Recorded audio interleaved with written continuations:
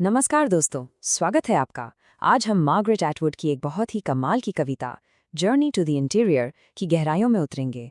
यह एक ऐसी यात्रा है जो दिखती तो एक जंगल के सफ़र जैसी है, पर असल में ये हमें हमारे ही मन के अंधेरे कोनों तक ले जाती है।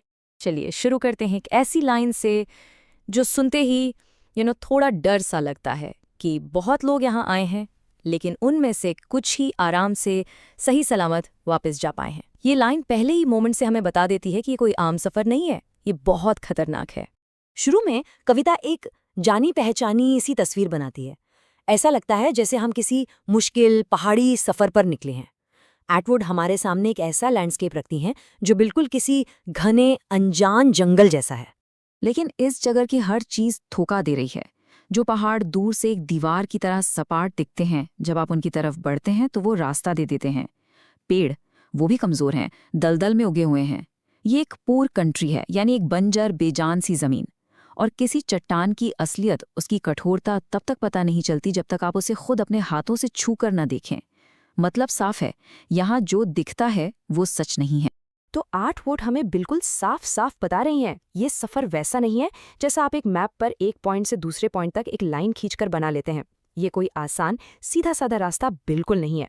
इसके बजाय ये सफ़र तो उलझी हुई टहनियों का एक जाल है, रोशनी और अंधेरे का एक जाल है जिसमें आप फंसे हुए हैं।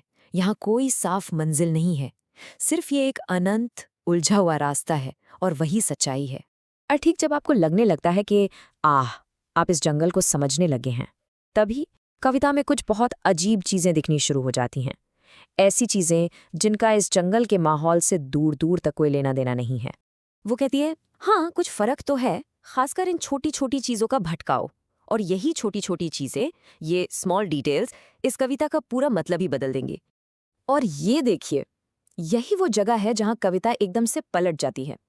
एक तरफ तो जंगल की चीज़ें हैं, पहाड़, पेड़, दलदल, माप, और दूसरी तरफ अचानक से घर में इस्तेमाल होने वाली चीज़ें आ जाती हैं।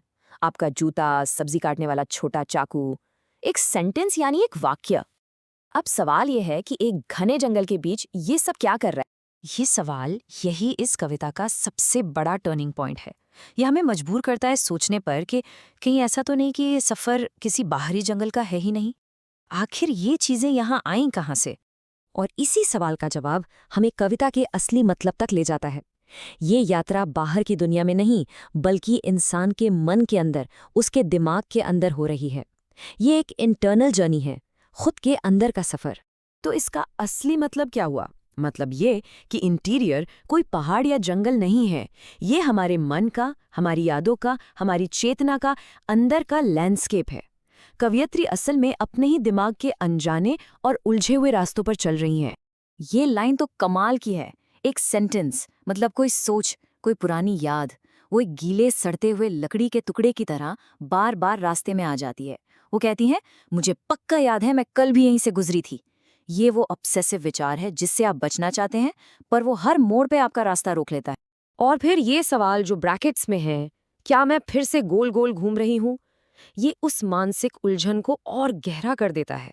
ये वो फीलिंग है जब हम एक ही बात को सोचते रहते हैं और कहीं पहुंच नहीं पाते, बस चक्कर काटते रहते हैं। तो अब जब हमें ये पता चल गया है कि ये मन का सफ़र है, तब हम इसके असली खतरों को भी समझ सकते हैं। और सच कहूँ तो ये किसी भी बाहरी जंगल के सफ़र से कहीं ज़्यादा खतरनाक हो सकता है। मन की इस दुनिया में हमारे सबसे भरोसेमंद टूल्स भी बेकार हो जाते हैं। एक कंपास जो हमें हमेशा सही दिशा बताता है, यहाँ बिल्कुल यूजलेस है। क्यों? क्योंकि मन की दुनिया के नियम बाहरी दुनिया से एकदम अलग हैं। पर ऐसा क्यों है? हमारे आम टूल्स, हमारी लॉजिक यहाँ काम क्यों नहीं करते? देखिए, इसका कारण ये है कि दिमाग में नॉर्थ या साउथ जैसी कोई दिशा नहीं होती। हमारा अतीत यानी पास्ट कोई सीधी लाइन नहीं है जिससे आप नाप सकें। यहाँ लॉजिक हमेशा काम नहीं करता। सूरज जैसे बाहरी गाइड भी यहाँ बेमतलब है। और शब्द शब्द तो ऐसे हैं जैसे आप किसी खाली जगह में चिल्ला रहे हों, जिसे सुनने वाला कोई नहीं है। और यहीं पर कविता की सबसे डरावनी चेतावनी आती है। वो कहती हैं, किसी भी जंगल के मुकाबले यहाँ अपने ही मन के अंदर हमेशा के लिए खो जाना कहीं ज़्यादा आसान है। ये सिर्फ रास्ता भटकने का डर नहीं है, ये अपनी आइडेंटिटी, अपनी पहचान को खो देने का डर है। तो फिर सवाल उठता है कि अगर कोई मैप, कोई कंपास, कोई लॉजिक काम नहीं आती, तो इस अंदर की दुनिया में रास्ता कैसे मिलेगा? इस खतरनाक सफर से बाहर कैसे निकला जाए? कविता के आखिर में एटवुड हमें एक तरह का सर्वाइवल गाइड देती हैं। स्टेप 1, इस खतरे को पहचानो, मानो कि ये है। स्टेप 2, ये समझ लो कि बाहरी दुनिया की कोई चीज़ यहाँ काम नहीं आएगी। और स्टेप 3, सिर्फ उस एक चीज़ पर भरोसा करो जो हमेशा तुम्हारे पास होती है। और वो एक चीज़ क्या है? Whatever I do, I must keep my head. मैं कुछ भी करूं, मुझे अपना होश नहीं खोना है। मुझे अपने दिमाग को शांत रखना है।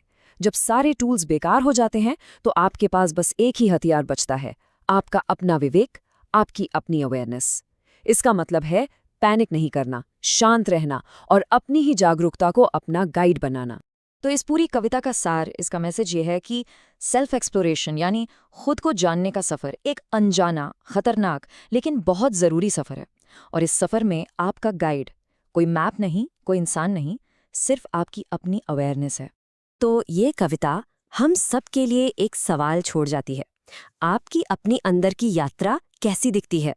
उसके जंगल, उसके रास्ते और उसके खतरे क्या हैं? इस पर ज़रूर सोचिएगा। ऐसे ही और कंटेंट के लिए सब्सक्राइब करें। धन्यवाद।